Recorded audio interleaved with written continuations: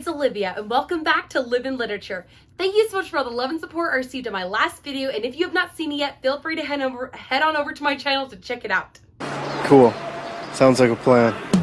Okay guys, well thank you so much for being here today. I'm so excited to be with here, and I thought today that I would basically revive one of my old videos and do a two-parter.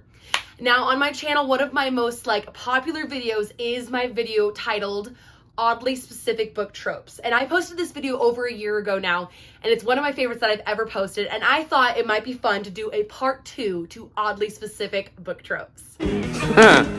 Let's do it, ladies. But today I do want to let you know that I am going to be reviving some of the tropes from that video. So I will be talking about some of the ones that are very common core classics like the one bed trope and the who did this to you trope.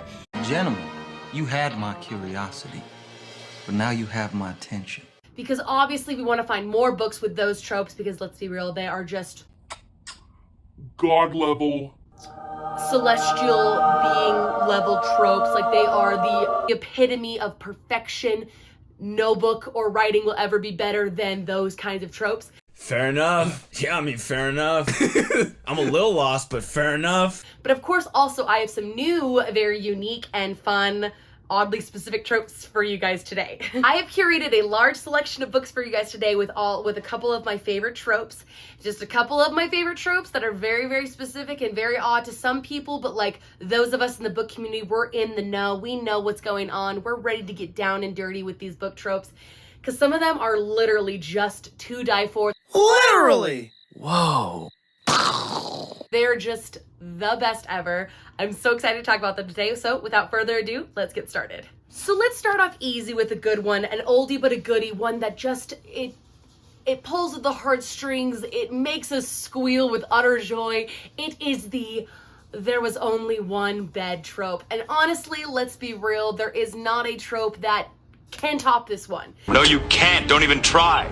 This trope is literally It is ethereal, it is angelic, it is extraterrestrial. It is just Perfection. it's above us. It's a part of our world. It's something that we need in our everyday lives to get that one bed trope, because nothing is better than some forced proximity with our mains. Nothing feels better than this. Nothing feels better. And we find our one bed trope in one of my most recent favorite books, in All of Us Villains by Amanda Foody and Christine Lynn Harriman. All of Us Villains. This was a very surprising read for me. This was last year in my top 10 best reads of 2021.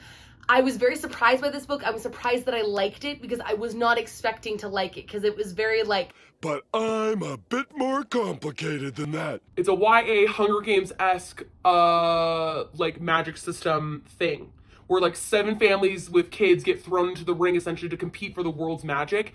And I very much did not expect to fall in love with this book, especially because it's a modern. I'm usually not into an urban fantasy, but this one really takes the cake. It was great, and we get some delicious one bed trope moment. This is gonna be delicious. Between some of our mains, Alistair and Isabel, who we absolutely adore and love, or at least I do. I adore and love them, because Alistair is this super gritty, vicious, hard, very terrifying man, and Isabel is this very clever, witty, she's out for blood kind of girl, and these two basically lethal people end up having to share a bed at some point. Let's get dangerous. And the rest is history. I'm not going to say much more about the book. You'll just have to read it to find out if you want to check out that one bed trope. But really, this one's a great one. I absolutely adore it. It's a fantastic book. Next, let's get into a new favorite of mine, which is a new favorite book of mine, but also with one of my most favorite tropes to absolutely die for, and that is the grumpy sunshine trope. Oh, you must be grumpy. I absolutely adore the grumpy sunshine trope. I just think it's the cutest thing ever, whether it's grumpy boy and sunshine girl or sunshine boy and grumpy girl. I just think it's the most best trope ever. Obviously, opposites attract, and so I think that's why we kind of like this, because we're just oh, these two people are so different, and yet they're fire and ice, and they just belong together, and we just want to see them get together. You know what I'm saying? That's a copy. And so one of my new favorite books that just recently came out is A Farwilder Magic by Allison Saft. And this book has one of the cutest and most tender Grumpy Sunshine tropes that I've seen in a long, long time. Brighten up, Grumpy. Here, catch a little sun. You and your bright ideas. I absolutely adore this book. A Farwilder Magic is this really fun, like steampunk historical fiction fantasy book. It just kind of like blew me away with its like creative prose and the way that she was able to like create this really interesting story and this really interesting dynamic between Weston Winters and of course our main MC, Margaret Welty. No, I did not just forget her name and have to check the inside of the book. Psh, that's amateur hour. Why you always lying? Anyways, I absolutely adore this trope. I think that these two are a great embodiment of Sunshine and Grumpy trope. I think it's super, super cute. It is a great one to read, so I hope you guys will check this one out. Next is another one of those tropes that I'm just gonna insert a TikTok that shows the feeling when you see this trope, and it's just like, oh.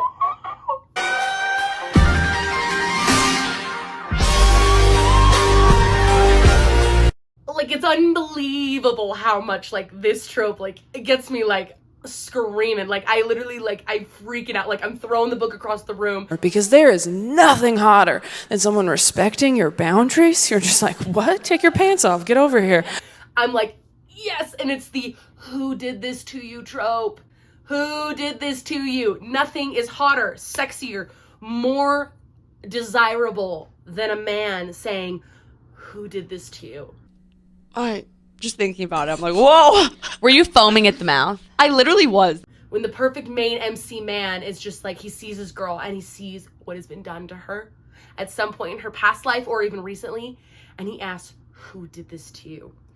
In a fit of rage, jealousy, ready to go off and destroy the people who did that to them. When I tell you this man is so fine, when I tell you this man is scrump-dilly-icious. It is literally the sexiest trope. And no one does it sexier than my man, Daddy Rowan Whitethorn in Air of Fire by Sarah J. Maas. Yeah, you all thought you were going to get away without a Sarah J. Maas book recommendation in this video. Not today, people. Never. She's got them all. And if I'm being honest, all of these tropes Sarah has done. She's done them all and they're all perfect.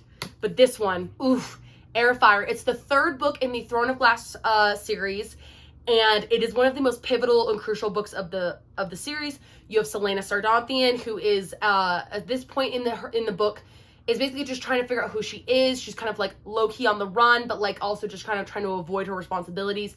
Ends up seeing Mr. Rowan Whitethorn, and he basically hands her over to the queen, and he basically forces her to have to understand her magic and figure out what's going on, who she is inside. It's very much her Karate Kid book of discovering herself, the training montage. It's all going on in here.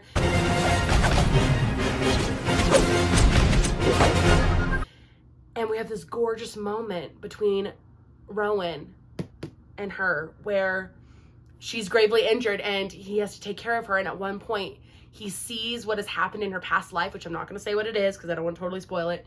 But he's something that's been done to her in her past life. He stops cold in his tracks and it literally, and it's just who did that to you? Oh my. And he jets off in a fit of rage, unbelievable rage and anger of how could she not have told me? How could they have done that to her? His breath was taken away. It just is, it's so hot and I literally I cannot. I'm oh. It's so hot! People ask me why I'm obsessed with Rowan Whitethorn. This is why. This is why. I mean, there are a trillion other reasons also, but who did this to you? Nothing's hotter, nothing's sexier. If you want to read this book series, you should want to read this book series. It's got this trope. It is a god level trope. It's perfect. Next is a trope that I think some people will be able to relate to in their book worlds or whatever, or in their book readings or TBRs or whatever, but not everyone will. And this is one of my favorite tropes that is not done super often, but it's done. Oh, it's just gorgeous. I don't know why. It hits different. And that is the say my name while we're kissing trope. Oh, just say my name while we're kissing. It's beautiful. It's gorgeous. It's stunning. And so I love these ones because a lot of the times it has to do with people who are wearing disguises for most of their lives, or like who have secret identities, or Squidward? Then who are you? or like people who just like are always pretending to be someone else, and then like as they're finally with their person and they're just like, they're in the thick of it, they're kissing, it's glorious, it's perfect, it's a gorgeous moment. And at one point one of them asks, like, just say my name while we kiss. Like, I love it when you say my name. I love it when you say my name. And literally, like, all you gotta do is say my name. What is it about saying their name? It makes a scene so much hotter for no reason. It's literally for no reason whatsoever. Why is this working? I am so turned on right now. I don't understand it. The chemistry, the sizzle of that moment of like, just say my name. Like, will you say my name? And then they do, and it's just like, oh, I could just die. I love the kind of woman that will actually just kill me. Like, from you saying their name, and it's so sweet and it's so tender. And one of the most sweetest moments of say my name while we're kissing is in Little Thieves by Margaret Owen. I don't think this book has gotten nearly enough recognition in the book talk and book world community. People are just sleeping on this book. There is a moment between our two mains, who I'm not going to give their names away because I don't want to reveal who I'm talking about. There's just this moment at the very end of the book where she just is like, I love it when you say my name, will you say my name? And then they're just kissing, and it's just like, oh, it's so gorgeous, and I just love it. I love it, I don't care, I love it, I love it. And I just feel like that's a super underrated trope that doesn't get talked about enough. But really, it's gorgeous. It's so stunning. It's so sweet. It's so tender. And I think that Little Thieves does a great job with this trope. And it's also just an incredible book in general. Seriously, everyone, check this book out. You are sleeping on this book. It's amazing. I absolutely love it. Now, here's a trope that I feel like it's done fairly often in a book, or like, it's done fairly often, but I feel like it's one that we can all just like, let's just all simply appreciate it. Let's just all simply appreciate this trope, and that is kissing on a table. That's hot. No, seriously, that's really hot. Enough said. We really don't have to delve much more into it. It's literally just kissing on a table. Because like, there's a moment in every book where they start to kiss and they're just like going at it. And then all of a sudden our man picks up our girl and he places her on that table. What happens on the table, we may not know. We want to know, sometimes we do know, and it's absolutely delicious and stunning. But sometimes it just like, things get a little hot and heavy, and it's just gorgeous. Like flawed to a certain extent, but beautiful, prickling, goosebumps. There's nothing hotter to me than a man just like taking over. He's just taking charge in this moment. He's just like doing a thing. He's like intuition. He's like, I'm gonna plop this girl on that table and I'm gonna like take her for all she's worth. And I'm like, yes, king, let's do that.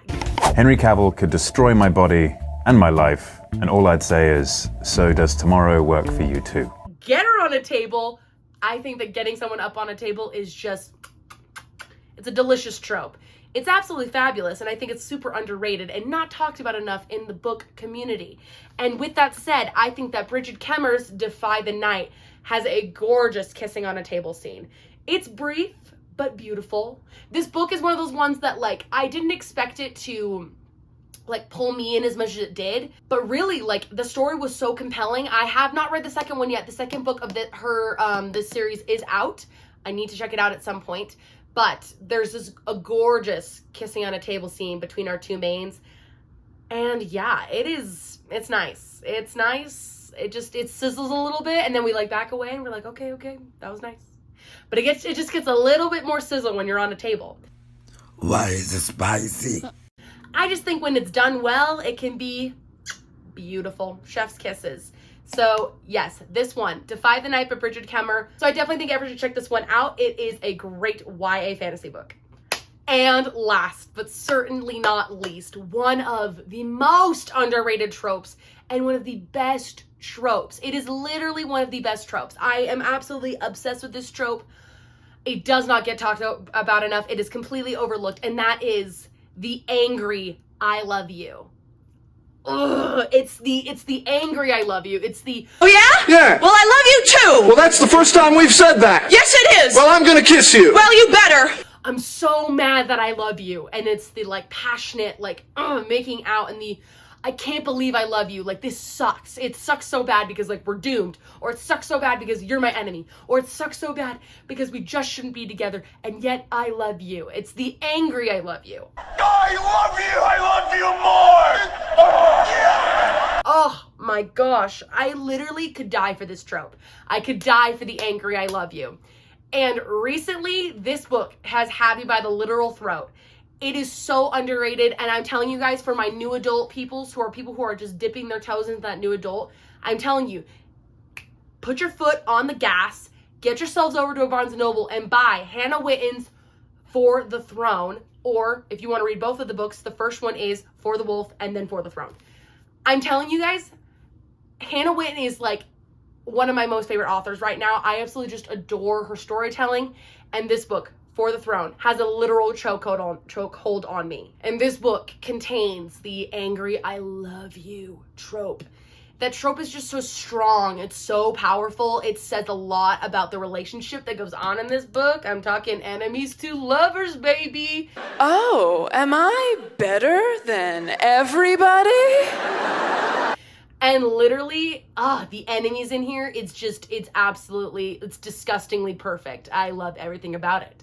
It's disgustingly perfect is a great way to describe this book. It's beautiful and filthy, and I absolutely, like, by filthy, I mean, like, it's just riddled with, like, evilness and grossness and just, like, this awesome, like, overwhelming sexual tension and, like, the gorgeous, angry, I love you. Oh. Am I attracted to this? No. Am I? No. I absolutely adore this book right now. It is one of my favorites currently, like, in the TBR. It's definitely a 5-star read for me for this year. And I 10 out of 10 recommend everyone read Hannah Witton's For the Wolf and then For the Throne. This book is absolutely fabulous, and Hannah Witton knocks it out of the park every single time. So that is all the oddly specific book tropes that I have to recommend for you guys today. So thank you so much for watching, and I hope that you enjoyed this video. And if you did, do not forget to like, comment, and subscribe to the Live in Literature YouTube channel. Guys, we are at 382 subs the last I checked.